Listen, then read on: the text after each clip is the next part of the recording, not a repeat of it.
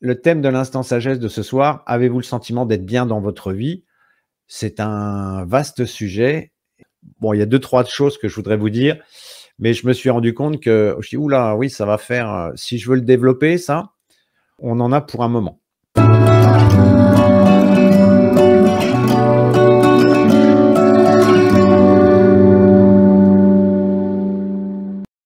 Alors, avez-vous le sentiment d'être bien dans votre vie? Bah, le proverbe qui va bien avec ça, qui est un proverbe chinois, mais bon, qu'on connaît aussi chez nous: «Sourire 3 fois tous les jours rend inutile tout médicament».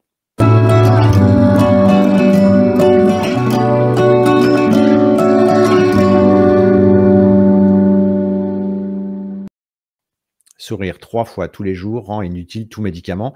C'est-à-dire que si on est bien dans sa vie, on diminue les probabilités d'être malade et donc de devoir prendre des médicaments. Ça répond à une logique. Alors, ce que je voulais vous expliquer ce soir, vous présenter ou partager avec vous plutôt. Avez-vous le sentiment d'être bien dans votre vie? Ça, c'est une bonne question et il n'y a que vous qui pouvez y répondre. Maintenant, logiquement, il devrait y avoir des manifestations, des signes dans un sens comme dans l'autre, suivant la nature de la réponse. Alors, vous voyez, j'ai dessiné un carré ici et j'ai mis «vous êtes ici». Alors, pourquoi j'ai dessiné un carré? Parce que le carré, c'est du 4. Le 4, ça renvoie à l'organisation, à la structure. Exprimé autrement, j'ai dessiné un carré pour symboliser la façon dont votre être est structuré, organisé. Alors, c'est fonction de quoi, cette organisation? Eh bien, vous avez ce qu'on appelle le paradigme. Le paradigme, c'est le système de valeurs, le système de pensée dans lequel vous êtes. Si vous pensez qu'on est poussière et qu'on redeviendra poussière, bon, ben, vous allez organiser votre vie d'une certaine façon. Si vous croyez à la réincarnation, vous allez vous organiser d'une certaine façon. Donc, vous voyez aussi que dans ce paradigme, il y a des croyances que l'on peut avoir créées dans cette vie, mais des croyances que l'on peut ramener du passé, si on adhère à l'idée de karma. On a aussi des programmations.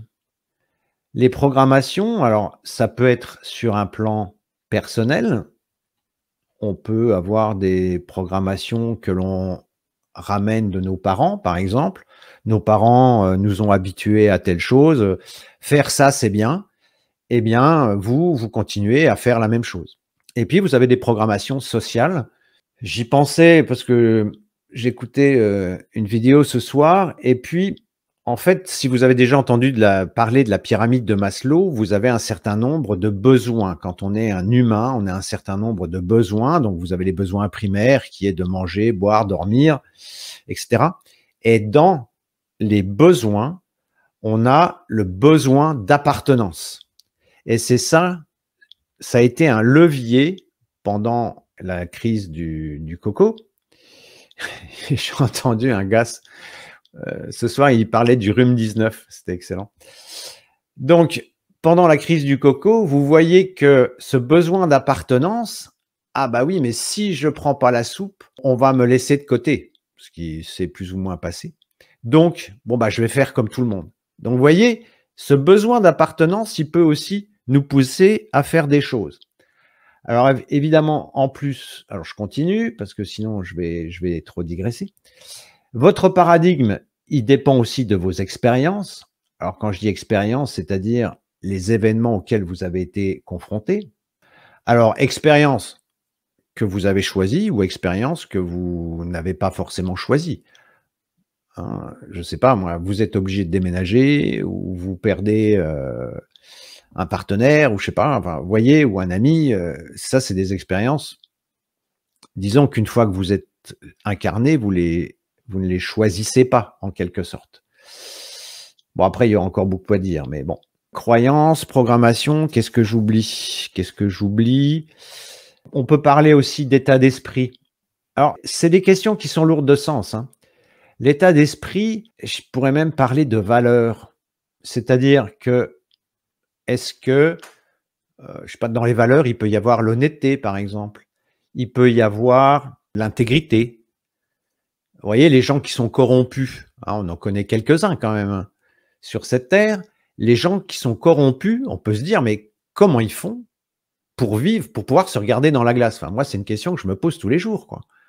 Comment on peut vivre en passant son temps à arnaquer ou à mentir? Je comprends pas. Ça m'échappe. Donc ça fait partie des valeurs. Une valeur aussi, alors justement, quand on parle de valeurs et de paradigme, une question, c'est pour quelle valeur seriez-vous prêt à perdre la vie? Seriez-vous prêt à vous battre jusqu'au bout du bout? Pour quelle valeur seriez-vous prêt à faire ça? Quand il y a eu, justement, la campagne de soupe, moi je disais à mon fils: «De toute façon, tant que je n'aurai pas un pistolet sur la tempe, avec une milice qui vient me défoncer la porte, de toute façon, je ne céderai pas». Vous voyez, ça fait partie des valeurs. Les valeurs, j'y pensais parce que moi je suis un hérétique dans l'âme et donc par exemple, j'ai refusé de faire ma communion. Alors ça se faisait pas, vous voyez, besoin d'appartenance, j'étais le seul de ma classe à pas faire la communion. Pourquoi? Parce que je n'adhérais pas aux valeurs qu'on essayait aux valeurs qu'on essayait de me transmettre. Donc j'ai dit: «Non, je ne rentrerai pas dans ce système» et tous mes potes étaient gavés de cadeaux et moi, alors qu'ils n'avaient pas plus de croyances enfin, ils n'étaient pas plus, convaincus que moi des valeurs qu'on essayait de leur transmettre. Mais ils se sont dit: «Moi, je prends et puis, de toute façon, après moi le déluge». Eh ben non, moi, je ne pouvais pas m'afficher déguisé pour pouvoir avoir des cadeaux. C'était hors de question. Vous voyez? Bon, ben, voilà, c'est ça des valeurs. Alors après, chacun a les siennes, elles sont toutes respectables et en fait, quand je dis: «Vous êtes ici», ma question, c'est comment est-ce qu'on est aligné entre notre vie et ce qu'on fait? Voilà. Et donc vous êtes ici, bah, tout ça, ça débouche sur quoi? Bah, ça débouche sur votre vie actuelle. C'est-à-dire, je sais pas, vous avez une maison, ou pas, vous avez, un partenaire, ou pas, un ou une partenaire, vous avez, un chien, ou pas, ou une girafe, vous voyez? Du bon. Vous avez qu'est-ce que vous avez? Vous avez, je sais pas, une voiture ou pas, un travail, ou pas et cetera et donc c'est tout ça qui fait que ouais, je suis en train de repartir parce que je repensais, vous voyez, dans les valeurs, ça peut être, par exemple, si on n'a pas de Rolex à 50 ans, on a raté sa vie. Vous voyez, c'est ça des valeurs. Moi, bon, j'ai raté ma vie, je l'atteste et peu importe, l'idée, c'est pas de juger, hein, c'est loin de moi cette idée-là. C'est juste de se dire, voilà, est-ce qu'on est raccord avec ce qu'on vit? C'est-à-dire que si vous, votre valeur, c'est d'avoir une Rolex à 50 ans et qu'à 50 ans, vous n'avez pas votre Rolex, vous êtes en situation d'échec. Donc vous avez raté votre vie. Donc moi, je discute pas la valeur ou machin. Je veux dire, mais si on décide que la réussite se manifeste par une Rolex à 50 ans, il faut se donner les moyens d'acheter la Rolex. Voilà. Donc votre vie actuelle, il y a un cadre. Voilà, maison, machin. Bon, j'ai mis un truc, est-ce que vous avez, des amis ou pas? Est-ce que, je sais pas moi, vous avez, des activités, vous avez un certain niveau de connaissances, de compétences, et cetera, et cetera. Bon, ça, c'est là où vous en êtes actuellement et ma question, c'était là où vous en êtes, est-ce que est-ce que c'est OK ou pas pour vous? Est-ce que c'est là où vous voulez être? Est-ce que le matin, quand vous vous levez, vous dites: «Yes, je suis là où je veux et je vais faire un pas de plus» ou encore se lever le matin, pourquoi faire, quoi? Et donc ma question, donc OK, je mets un point d'interrogation et donc il y a 2 options. C'est vous savez, c'est comme, sur les questionnaires, hein, sur les formulaires, oui, non. Donc là, il y a que vous qui pouvez répondre à cette question. Moi, c'est pas voyez, je fais juste que décrire un système. Donc, si vous avez l'impression d'être OK, vous allez cocher oui. OK. Mais ma question, c'est: «Vous êtes sûr?» «Bah, pourquoi tu me poses cette question?» «Ben, parce que ici, on a un cadre et un cadre, par définition, il est fermé, enfin, il est voilà, il est délimité et la question, c'est de savoir si cette limite vous correspond ou pas. Est-ce que cette limite vous correspond? Et si la limite ne vous correspond pas, que se passe-t-il? Eh bien, ça débouche sur de la frustration et la frustration, ça débouche sur quoi? Sur un blocage de foi et le blocage de foi, je vous en parle régulièrement. Alors, quand je dis blocage de foi, c'est blocage de l'énergie au niveau du foie. C'est pas le steak, hein, je le rappelle régulièrement parce qu'on m'a encore fait le coup, ce matin. Ce n'est pas le steak, c'est le blocage de foie, c'est un blocage de l'énergie et ça vient perturber le système immunitaire et le système hormonal. Donc, qu'est-ce qui se passe? Eh ben, on tombe malade ou pas. Alors, si on tombe pas malade, c'est encore plus embêtant parce qu'en général, les gens qui ont un blocage de foie et qui tombent pas malades, en général, quand ils le sont qu'une fois. C'est un peu donc, êtes-vous sûr? Il faut que je mette un E entre parenthèses. Êtes-vous su donc si je reviens à mes moutons, OK, vous me dites: «Oh ouais, moi ma vie elle est super, c'est génial, nickel, j'ai tout qu'est-ce que je veux, la vie que je veux, des amis, des machins, des trucs». OK.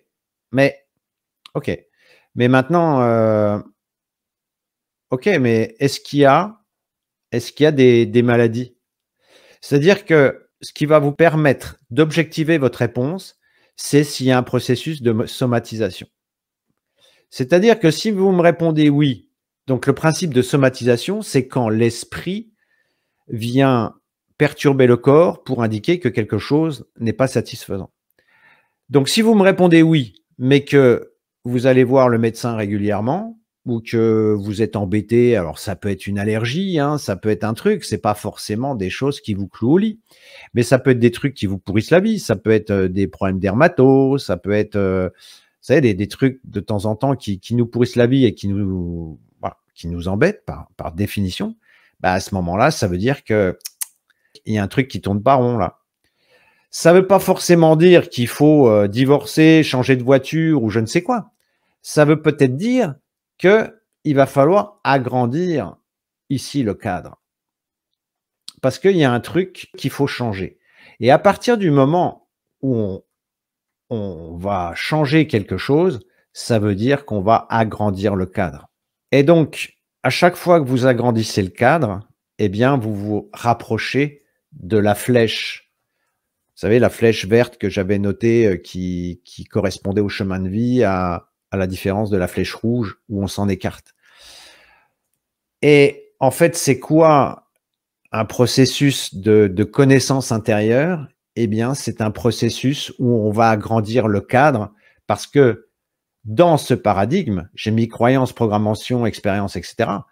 Mais je vous ai fait une vidéo sur les peurs et la culpabilité. Donc, à chaque fois que vous résolvez des peurs ou une composante de votre culpabilité, à chaque fois, vous agrandissez le cadre.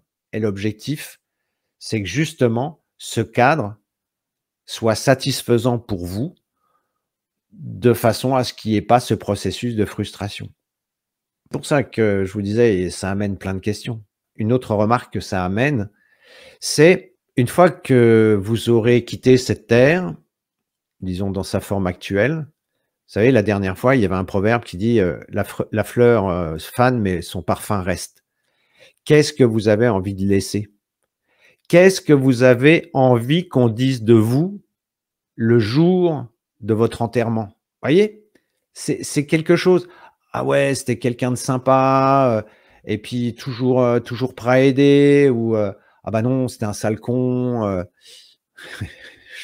notez que je le fais au masculin.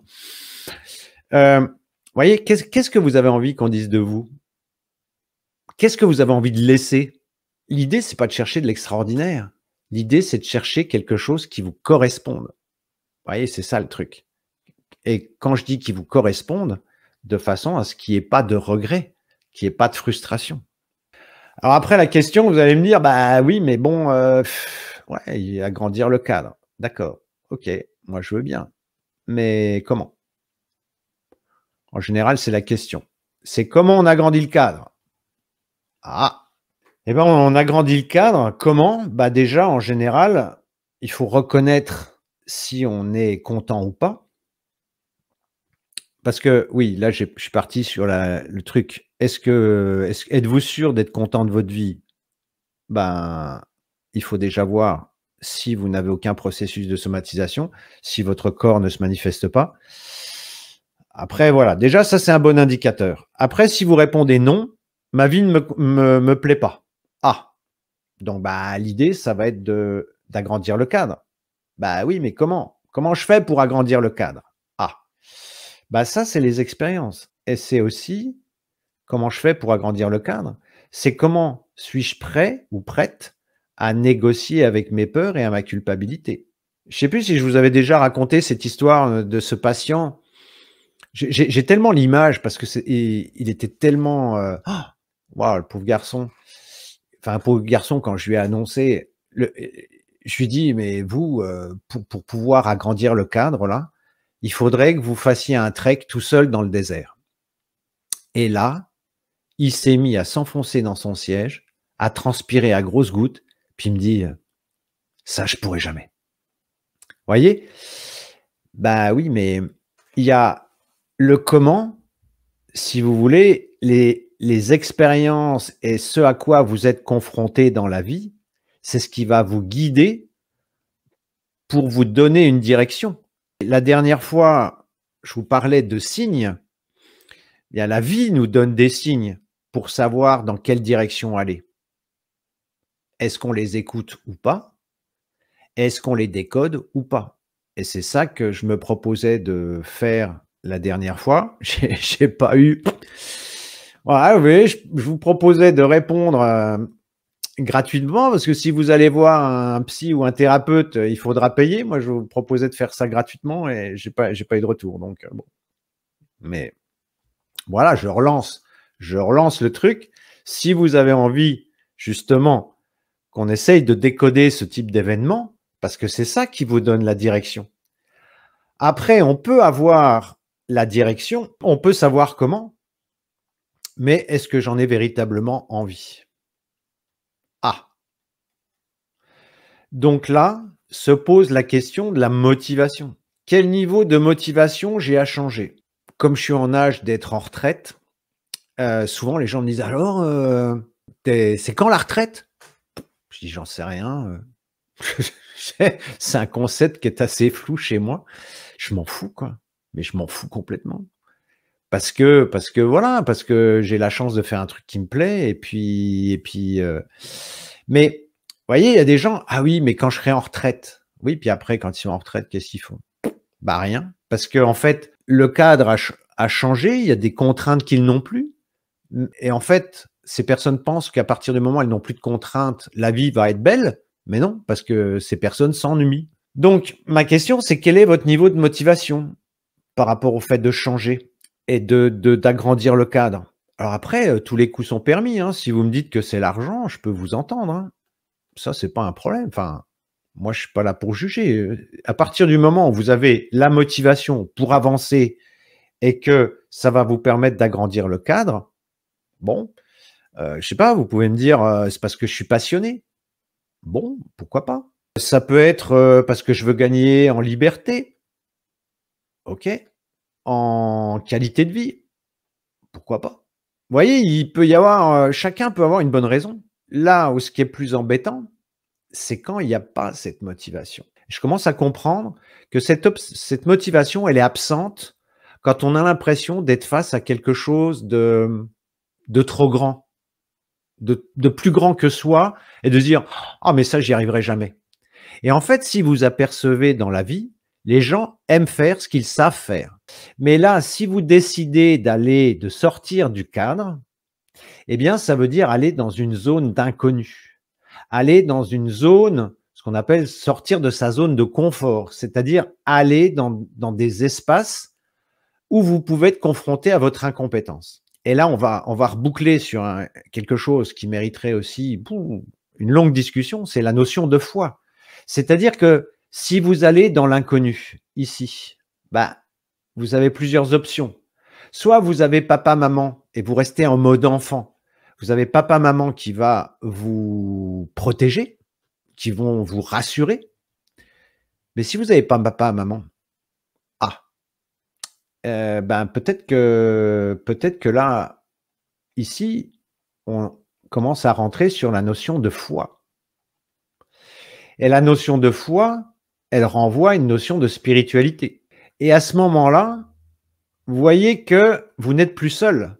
Si vous vous dites que vous avez l'appui du cosmos, vous n'êtes plus seul. Donc vous sortez de votre peur, donc vous sortez de ce processus d'inhibition, et au lieu de vous dire « Ah mais moi, vous savez, j'ai pas de motivation, j'ai de la motivation à rien ». Mais non, tu n'as pas de motivation parce que tu as peur.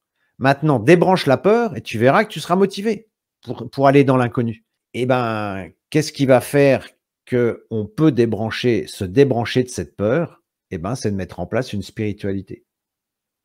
Donc, quand je parle de spiritualité, on est d'accord que c'est une spiritualité qui n'a pas forcément à voir avec la religion. Pour moi, le concept de spiritualité, il est complètement laïque.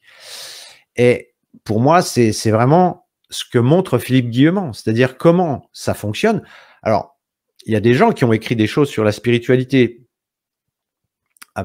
qui ont un caractère un petit peu plus, je dirais, philosophique, alors que Philippe Guillemant, il essaye de montrer ça, de montrer que c'est possible parce que ça peut se prouver scientifiquement. Parce que scientifiquement, ça a une réalité. Mais il parle souvent d'un livre qui s'appelle Dialogue avec l'ange, bah, vous lisez Dialogue avec l'ange, c'est exactement ce que Philippe Guillemant raconte, sauf que c'est exprimé autrement. Donc après, il faut aller ce vers quoi ce vers quoi on aime, ce qu'on sent, quoi. Et là, ça y est, je suis parti dans mes délires. Donc, je ne sais plus ce que je voulais vous dire. Que oui, pour agrandir ce cadre, eh bien, si vous attendez la motivation risque d'être absente. Après, vous pouvez avoir une motivation affichée, que ce ne soit pas la véritable, peu importe. L'important, c'est d'être motivé. Souvent, une motivation, ce qui donne l'énergie, c'est la colère. Parce que le blocage du foie, là, il va faire monter le yang. Et donc, c'est le but aussi du foie, c'est d'aider à sortir de l'ornière. Le yang du foie, c'est ce qui permet aux germes de casser la coque de la graine pour pouvoir pousser. Donc, dans l'énergie du foie, il y a un truc qui pousse. Ouais. Eh bien, la colère, ça peut être un facteur de motivation qui peut être intéressant pour dire « Bon, allez, maintenant, ça suffit, j'y vais ». Sauf qu'après, il faut débrancher la colère. Parce que si c'est la colère qui reste un moteur, ça va avoir d'autres inconvénients. Alors ensuite, en supposant qu'on ait la motivation, avec quels moyens je me donne? Et là, en général, ce qu'on me dit, ah ouais, mais c'est pas facile, hein. Ben, qui a dit que c'était facile? Qui vous a dit que la vie, c'était les vacances? C'est Walt Disney qui vous a dit ça. Mais non. Vous l'avez cru jusqu'à maintenant. Je vais vous pourrir votre soirée parce que non, la vie, ce n'est pas oui, ce n'est pas Walt Disney, ce n'est pas Alice au Pays des Merveilles. C'est un plan sur lequel on doit se bouger le derrière. Donc, les moyens, bah, c'est à vous de décider. Mais en fait, dans la vie, c'est comme le jardin, quoi. Si vous ne semez pas, vous ne récoltez pas. Mais si vous semez et que vous n'entretenez pas, vous n'arrosez pas, etc. C'est-à-dire que ce que vous récoltez à la fin est fonction de ce que vous avez, des efforts que vous avez investis. Alors attention, effort ne veut pas dire goutte de transpiration. Parce que parfois, les efforts peuvent être judicieusement remplacés par une foi. intense.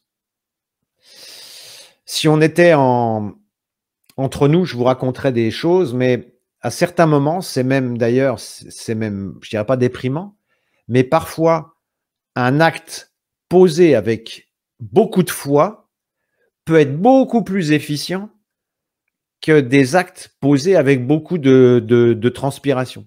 Je ne sais pas si je me fais bien comprendre, mais voilà. Donc, au niveau sur ce plan-là, c'est pas forcément les efforts qui payent. C'est pas aussi simple que ça. Enfin bref, si on reste sur le canapé à manger des cacahuètes et regarder Netflix, ça va avoir ses limites, quoi. Donc là, sortir de la croyance que c'est facile, si on vous l'a raconté, ouais, je pensais au Père Noël, quoi. Je veux dire, une des pires escroqueries qu'on fait aux enfants, c'est le Père Noël. Je veux dire, voilà. Bah non, le Père Noël n'existe pas. Désolé, mais c'est voilà. Donc voilà, c'était pour dresser un petit peu ouais, vous donner une petite carte, le cadre. Vous êtes ici. C'est quoi votre vie en ce moment? Ça me plaît pas. Ma vie me plaît. Bon, bah faut voir. Ok. Si votre vie vous plaît, bah parfait. Et puis vous me donnerez l'adresse de votre coach parce que moi ça m'intéresse.